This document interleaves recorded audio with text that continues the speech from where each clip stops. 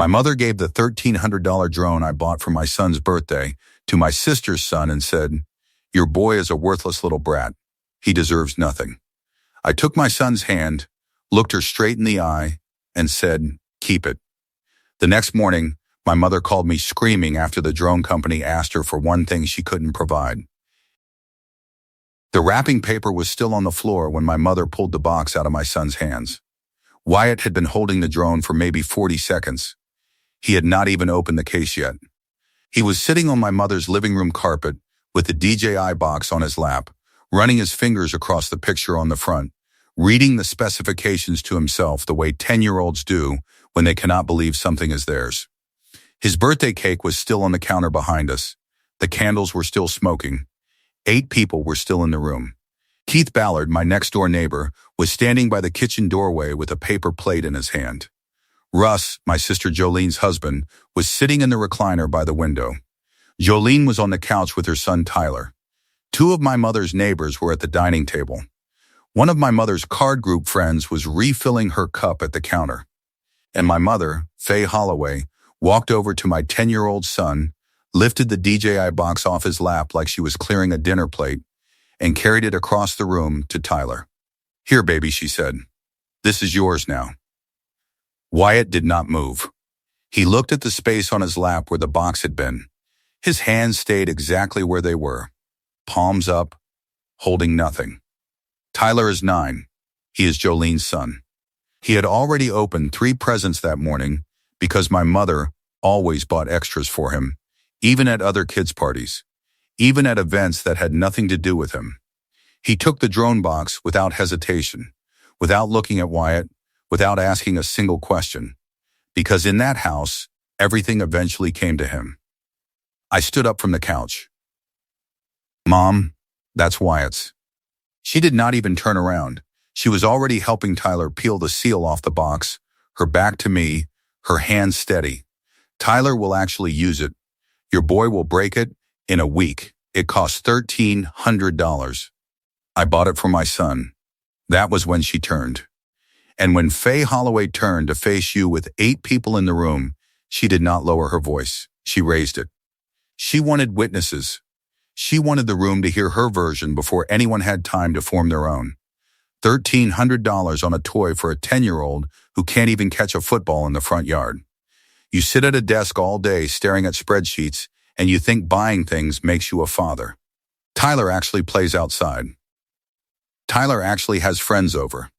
Your daddy flew model planes with you because he felt sorry for you, Grant, not because you earned it.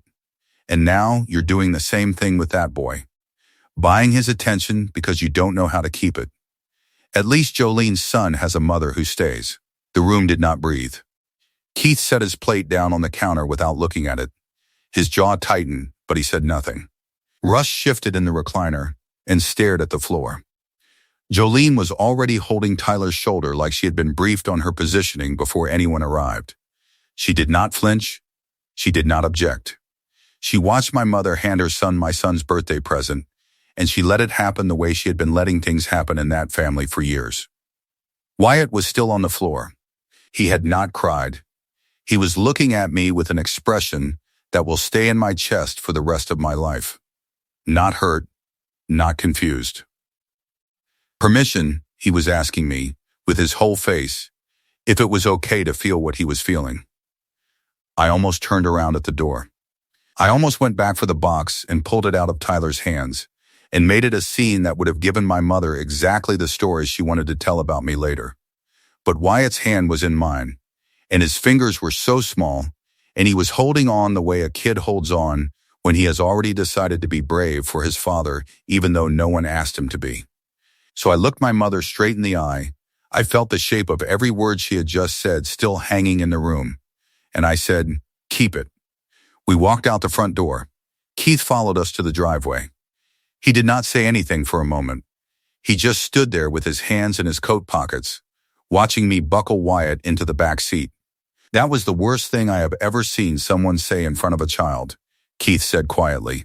"And I spent 26 years inspecting buildings where people lied to my face about structural damage. That was worse." I closed Wyatt's door. "Thanks for being there, Keith." I will be there again if you need me. If you have ever had someone take something from your child's hands and call them worthless in front of a room full of people who said nothing, then you know why I am telling you this story. Welcome to Betrayal Unfolded. This is what happened next.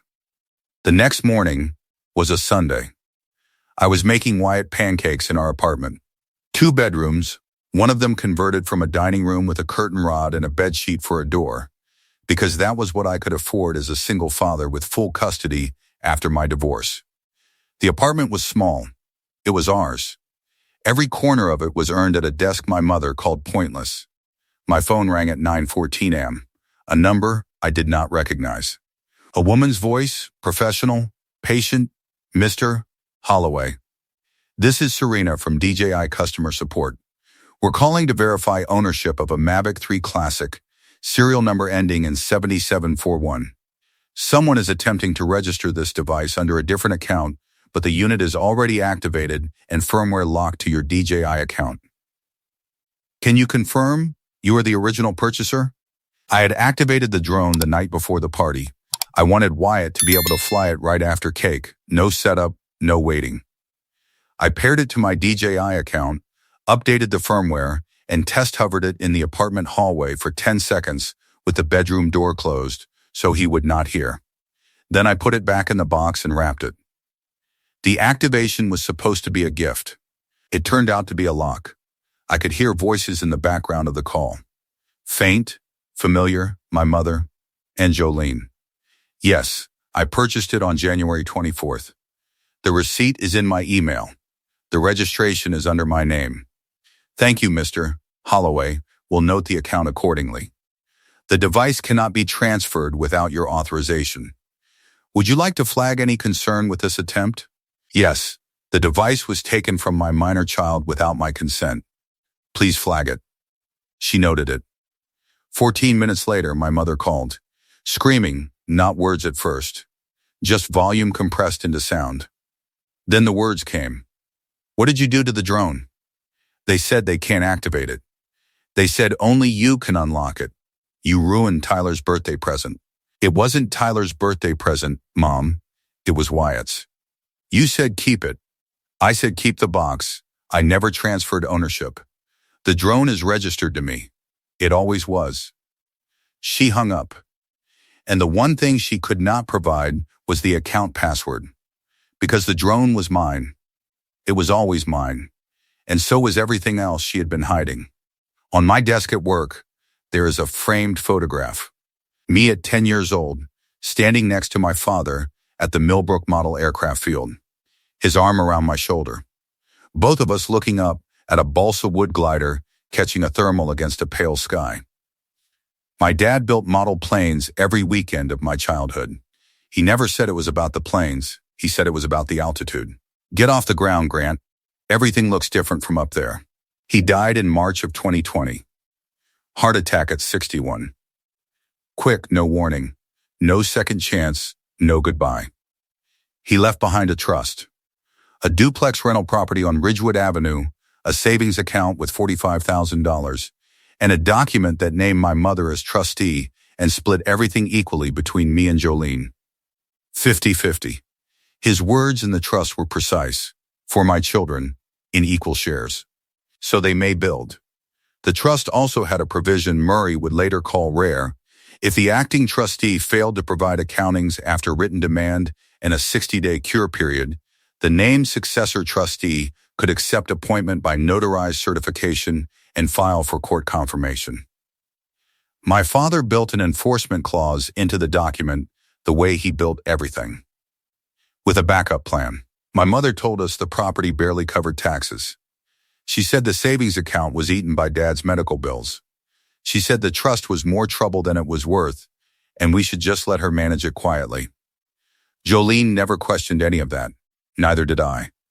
But there had been a smaller moment 2 years earlier that I should have paid more attention to. In 2024, Wyatt needed braces. The orthodontist quoted me $4,200 for a 2-year plan. I asked my mother if there was anything left in the trust that could help. She sighed like I had asked her to solve a math problem she had already answered. There's nothing, Grant, I told you. The property eats whatever comes in. You'll have to figure it out. I worked overtime for 3 months. I skipped lunches. I put the $4,200 on a payment plan that charged me interest I could have avoided. That same Christmas, Jolene posted a photo of Tyler opening a $900 gaming setup in their 4-bedroom living room. My mother was in the background of the photo, smiling. That was the moment I should have asked questions. I did not. Because she was my mother, and because my father trusted her enough to put her name on the line that mattered most. The $1,300 drone was never about a toy. It was about a feeling. My father standing behind me at the model aircraft field with his hand on my shoulder. Both of us watching something climb. I wanted to give Wyatt that same feeling. $1,300 to recreate a memory that money could not actually buy. And my mother put it in someone else's child's hands and called mine worthless. That would have been enough. The drone, the insult, the locked DJI account. I could have stopped there and called it even. But 2 weeks later, on a Saturday in mid-February, I went to my mother's house to help move a bookcase she wanted in the guest room. Wyatt came with me. While I was wrestling the bookcase through the hallway, Wyatt wandered into the back bedroom closet looking for a board game my mother kept on the top shelf. He came back holding a shoebox. The lid was off. He held it out to me the way he held out everything he found that he did not understand. Dad, what are these? Inside were receipts. Cash rent receipts on carbon copy pads, yellow copies, the kind where the landlord keeps the white original and the tenant gets the yellow. Faye had kept both. Tenant names. Dates, dollar amounts. $2,600. $2,600. $2,600. Every month, going back years. Stacked in order. Signed by 2 tenants, both at the Ridgewood duplex. The property my father left in his trust. The property my mother said barely covered taxes. I am a senior data analyst for a regional healthcare group. My job is to look at rows of numbers and find the 14 that break the pattern in a data set of 10,000. I build anomaly reports. I cross-reference billing records against payment schedules and flag the discrepancies that nobody else can see because they are not looking the right way. That is what I do. Every day. And the numbers in that shoebox did not match a single thing my mother had ever told me about my father's property. I photographed every receipt, front and back. I put the box back exactly where Wyatt found it. I kissed the top of his head and handed him the board game from the shelf, and I said nothing.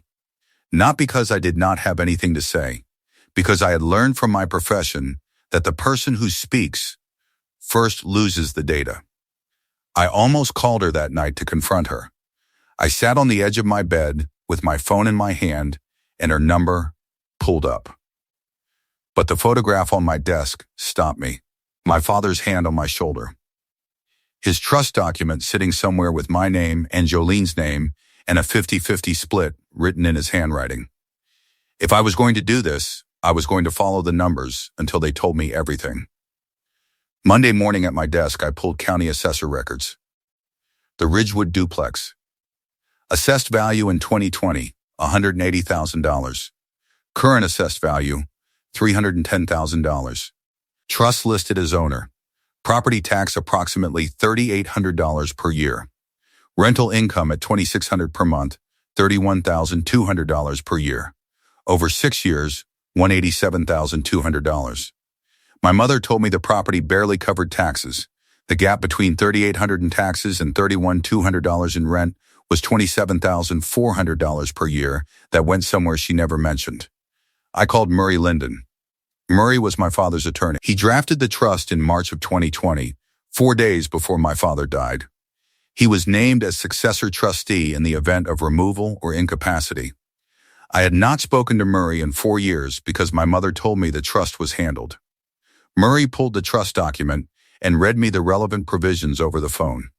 His voice changed twice during that call. The first time was when I told him no annual accounting had ever been filed with either beneficiary. The trust required it.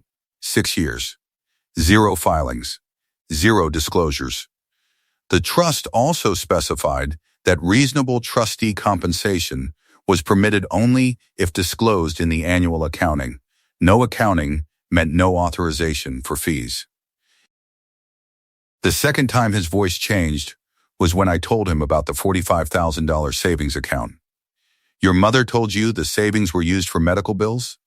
That's what she said. Your father's medical expenses were covered by insurance. The estate settlement file shows net medical costs after coverage of $2,100. That savings account should have roughly $42,900 remaining. It was gone. All of it. And Murray traced where it went. The trust savings showed a $30,000 withdrawal on September 14, 2020, 6 months after my father died. Murray later obtained the wire memo from the trust bank. The $30,000 left the trust account, hit Faye's personal checking, and was wired to Jolene's closing agent 3 days later. That same month, Jolene and Russ closed on a 4-bedroom house. Down payment, $30,000. Closing date, September 22, 2020, 8 days after the trust withdrawal. My sister's house was built on my father's money. On my half of my father's money. She had been sleeping in those 4 bedrooms for 6 years, while I stapled a bedsheet to a curtain rod so my son could have a room. Every Thanksgiving she hosted, every birthday party she threw for Tyler in that backyard with the stone patio, every time she posted a photo of her kitchen island with the granite countertops, it was funded by the trust that was supposed to give my son his share. I sat at my desk and looked at the wire memo, September 14 to September 22, and I felt something settle in my chest that was not anger. It was clarity. The kind of clarity that comes when you finally stop explaining away the pattern and let the data tell you what you already knew. I closed the laptop and sat in my chair at work for a long time. Colleagues walked past my desk. Phones rang. Someone asked if I wanted coffee. I did not answer. I was doing the math that my mother never expected me to do. $30,000 from the savings, plus 6 years of rent exclusively to Jolene, plus trustee fees she never told anyone about. And the whole time I was working overtime to pay for braces and converting a dining room into a bedroom and telling myself that my father's trust was empty. It was never empty. It was flowing, just not in my direction. The remaining $12,900 from the savings account was labeled in the trust records as property maintenance and repair. I drove to the Ridgewood duplex on a Tuesday afternoon and walked around it slowly. The building had original fixtures from 2018. Same water heater, same exterior paint, peeling near the eaves, same cracked front step my father had been meaning to fix the summer before he died.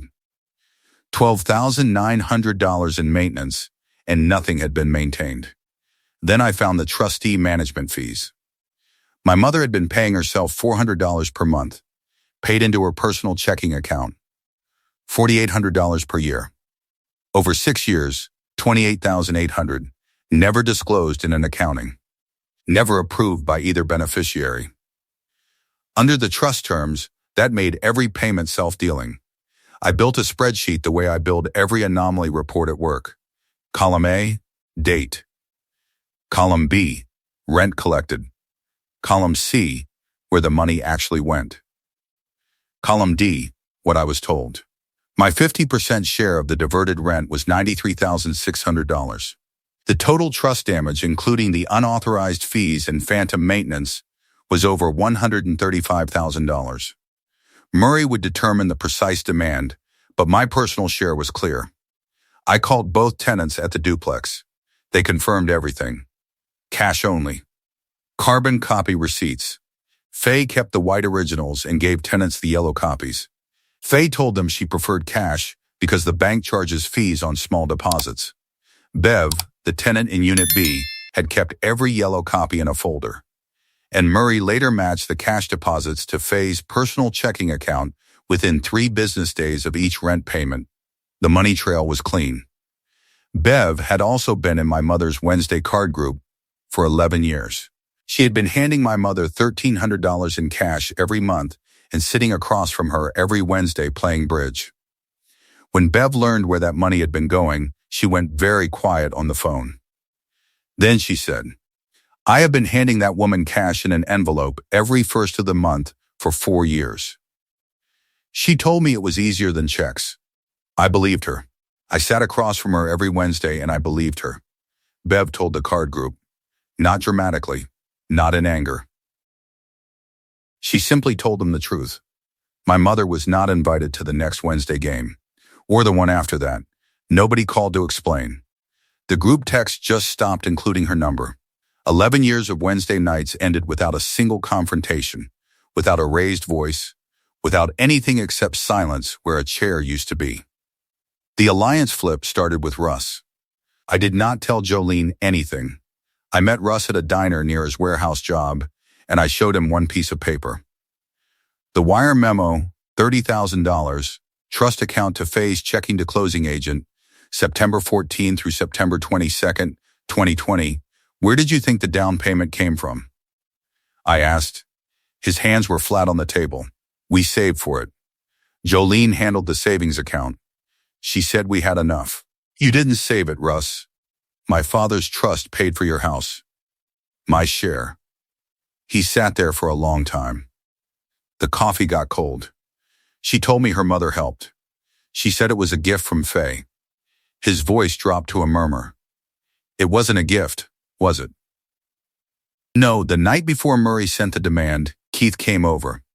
He knocked on my apartment door at 8 p.m. with 2 cups of gas station coffee, sat down at my kitchen table, and looked at the spreadsheet on my laptop without saying anything for a full minute. How long has she been doing this? He asked. Since my father died. 6 years. He leaned back. He rubbed his face with both hands. Keith spent 26 years as a county building inspector. He had seen people lie about foundations, about load-bearing walls, about electrical panels that would kill someone. He understood what it looked like when someone built an entire life on something that was not structurally sound. Your dad was a good man, Grant. He would have hated this. I know. What do you need from me? I need you at the dinner on March 1. I need a witness who is not family. He picked up his coffee. I'll be there. Murray sent the formal accounting demand in mid-January. 60 days. March 15 deadline. File the accounting with full documentation of every disbursement, fee, and distribution, or the trust enforcement clause would activate. Successor trustee appointment by notarized certification, followed by court confirmation. Murray would step in. The clock started running.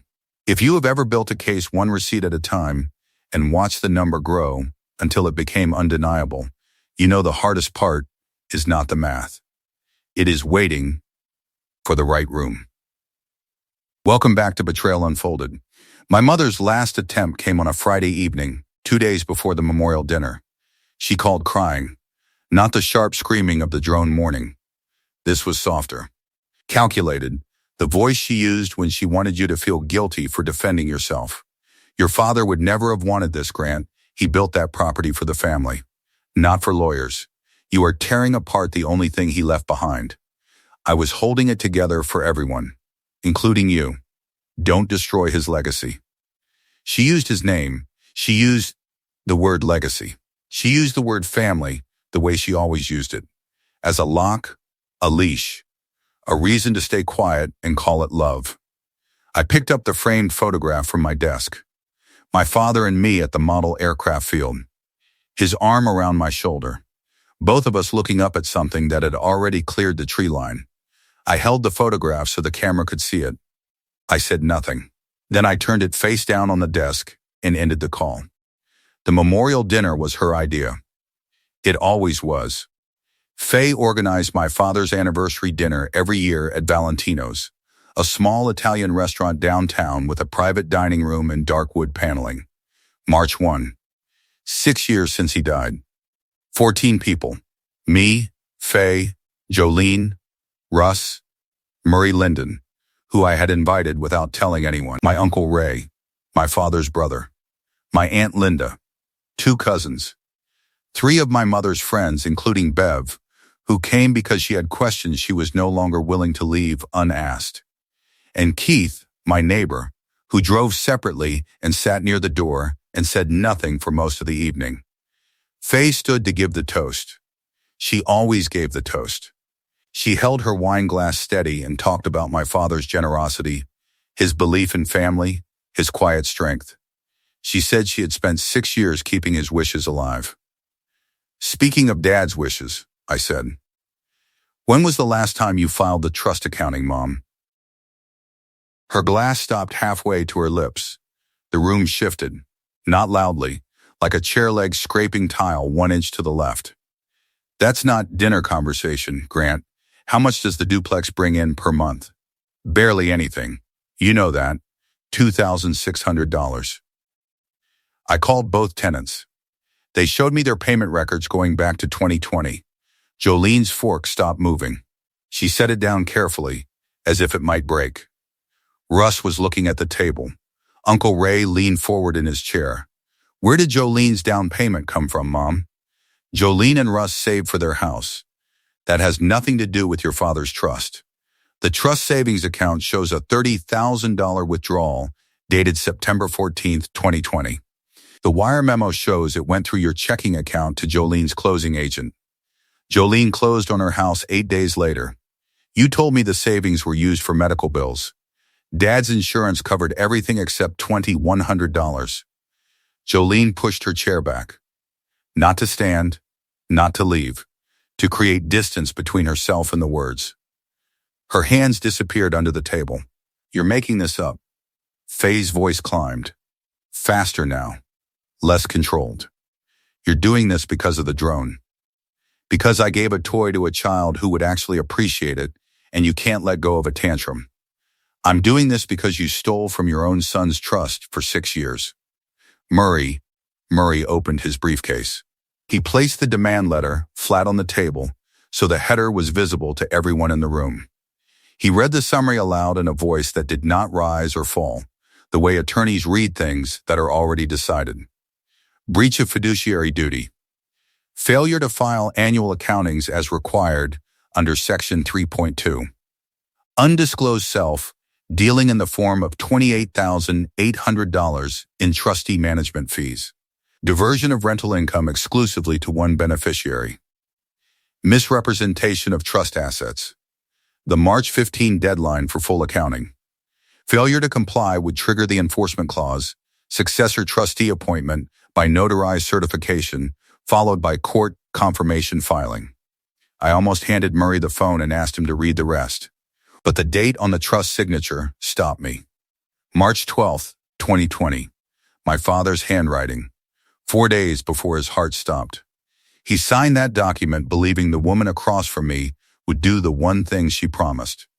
And she broke that promise every single month for 72 months. Faye tried to recover. This is a family matter. You brought a lawyer to your father's memorial dinner. What kind of son does that? A son who sat at a desk, staring at spreadsheets until he found every dollar you took. She tried again. The rental income was reinvested in the property. Maintenance, repairs, the duplex has the same water heater from 2018. Mom, the same cracked front step, the same peeling paint, $12,900 in maintenance, and nothing was maintained. She tried a third time. The trustee fees are standard. Every trustee charges them. Murray answered that one. The trust permits reasonable compensation only if disclosed in the annual accounting. Mrs. Holloway, no accounting was filed. That makes every undisclosed payment self-dealing under state law. She tried once more. Quieter now, leaning forward, both palms flat on the tablecloth. Jolene needed the money more than you did. She has children. She has a bigger house to run. I was trying to help the one who needed it most. She has a house you bought with my half of Dad's money. That was not your decision. Dad's trust does not say give to the one who needs it most. It says equal shares. His words, not yours. Jolene tried to intervene. Grant, can we talk about this privately? This is Dad's memorial dinner. This is not the place. You're right that this is Dad's memorial. Dad's trust paid for your house, your car payment, your son's school fees, and your kitchen renovation. And you sat across from me every holiday and never said a word. There is no private version of this conversation that makes it smaller. Uncle Ray stood up. He folded his napkin and placed it on the table with both hands. You told me that property was underwater, Faye. You told me it was costing you money to keep it running. I offered to help sell it 2 years ago and you said no. He looked at her for a long moment, then walked out of the private dining room without looking back. Aunt Linda followed. One cousin stared at the wall. The other cousin reached for her water glass and put it back without drinking. Bev set down her wine glass and did not pick it up again. Then I said what I had been building towards since my son held out a shoebox in a closet. You told me I stare at spreadsheets. You are right. The spreadsheet I built last month mapped every dollar you took from Dad's trust for 6 years. You said I buy my son's attention because I do not know how to keep it. The man who buys attention is the one who paid for 6 years of your silence. You said Dad felt sorry for me at the aircraft field. Dad felt sorry enough to put my name on a trust that was supposed to give my son the life he deserved. You felt comfortable enough to rob it. You called my son worthless in front of a room of people. My son is the one who found the receipts in your closet. He is 10 years old. He handed me the box and said, Dad, what are these? Every lie you told collapsed because a 10-year-old found a shoebox. That supports fraud claims, breach of fiduciary duty, and conversion. Murray will let the court decide the labels. My attorney is filing for trustee removal Monday. For the first time in my life, Faye looked like a woman sitting across from a number she could not mother, shame, or shout into disappearing. Her left hand was trembling, the fingers tapping a rhythm she was not aware of. Her jaw was working, but no sound came. She sat down without deciding to sit down. Her knees stopped holding. Her right hand reached for the wine glass, missed it, knocked it sideways. Red wine pooled across the white tablecloth, and nobody moved to clean it. Dad left the trust so Wyatt could fly. You spent 6 years making sure he never got off the ground. Jolene's voice cracked through the silence. I didn't know where the money came from. Mom said it was from her savings. Russ turned to her slowly. You told me your mother helped. You said it was a gift. He put his hands flat on the table, the same way he had at the diner. I asked you 3 times where we got $30,000 for a down payment, Jolene. 3 times. And you lied to me every single time. Jolene had nothing. Her mouth opened and closed. Her eyes were wet. She looked at Faye for help, and Faye was staring at the wine stain on the tablecloth. She looked at Russ, and Russ was already standing. She looked at the door, and Uncle Ray was already gone. There was no direction left that would make any of this smaller. This is the last dinner I organized to honor a man whose trust you robbed. I buttoned my jacket. The last dollar. The last holiday. The last family gathering where I sit across from the woman who stole from my son and smile. Murray handles everything from here. You have until March 15 to file the accounting, or he steps in as successor trustee. Your choice. But the 6 years of free money are done. Murray has recorded a notice of pending trust claim against the duplex. The property cannot be refinanced, sold, or borrowed against until my share is resolved, and the unreported rental income has been referred to your tax preparer and the heirs. The card group already knows. I left the private dining room. I drove to Keith's house, where Wyatt had been playing video games on the couch since before the dinner started. I sat next to my son and I said, how about pancakes tomorrow? Can we make the ones with the blueberries? Yeah, buddy, the ones with the blueberries. The fallout arrived in layers, the way it always does when someone has built 6 years of daily life on a foundation of lies, and every lie was load-bearing. Within 2 weeks of Murray's filing, Faye received notice that the unreported rental income had been flagged for review.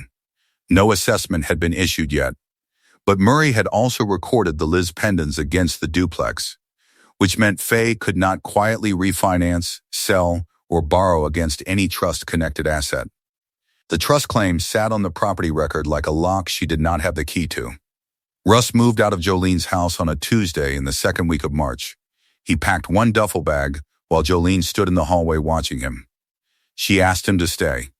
He told her he had asked 3 times where $30,000 came from, and she lied 3 times.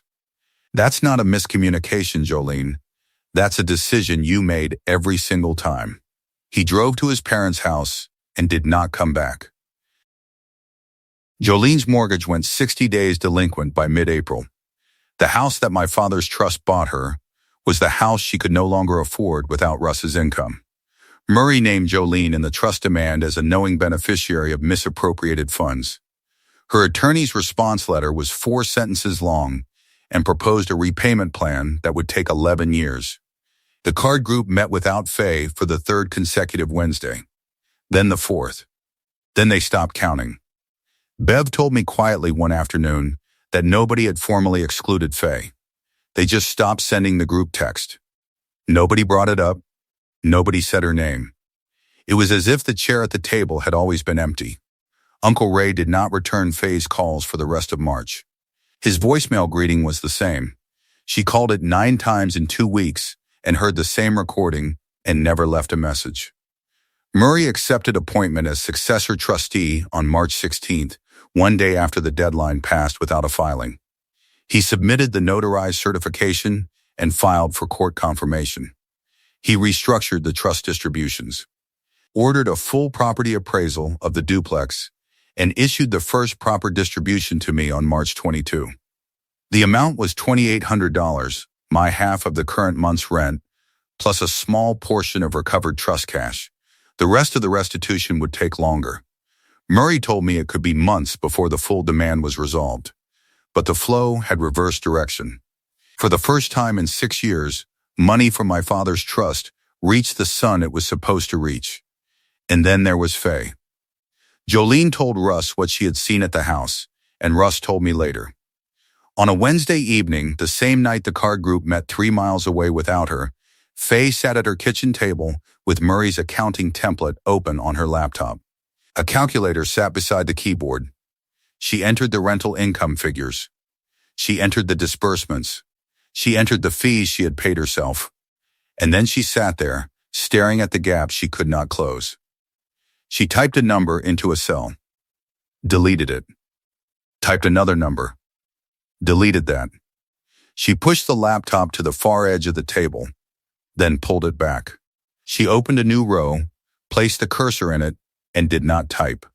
She closed the laptop, placed the calculator on top of it, and sat in her kitchen with the overhead fluorescent light buzzing for a long time.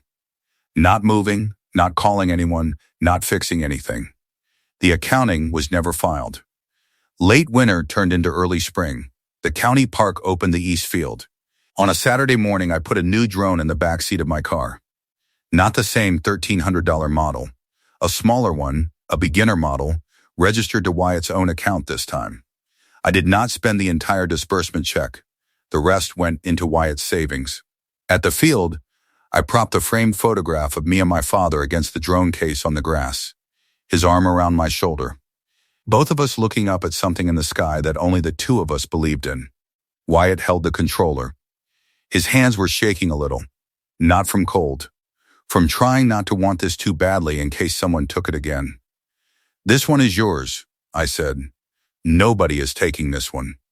He launched it on the 3rd try. It wobbled off the ground, caught itself, steadied, and climbed. He tilted the stick and the drone banked left over the bare tree line, looped wide over the soccer goals, and came back around in a clean arc that surprised both of us. His face was the face I had been trying to give him since the day I ordered the first drone online. The face my father must have seen on me at that same kind of field on that same kind of morning. If you or someone you know has ever had someone steal what was meant for your child and call it love, know this: the spreadsheet does not lie. The receipts do not disappear. And the people who steal from trusts always forget that trusts have terms, and terms have deadlines, and deadlines do not care who you are. Thank you for listening. This has been Betrayal Unfolded. In my mother's kitchen, the laptop sat closed on the table with the calculator on top of it. The Liz pendants sat on the property record. Jolene's mortgage was 60 days past due.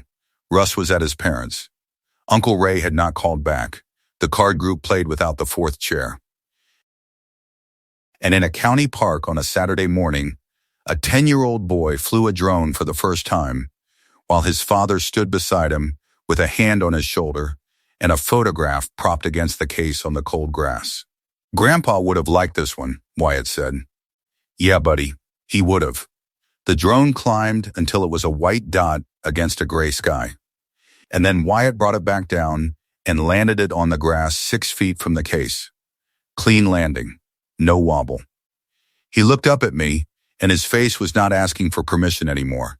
It was telling me something. It was telling me that the boy my mother called worthless had just flown a machine through open sky and brought it home without breaking anything. That was enough. That was more than enough. He got off the ground. That was all his grandfather ever wanted.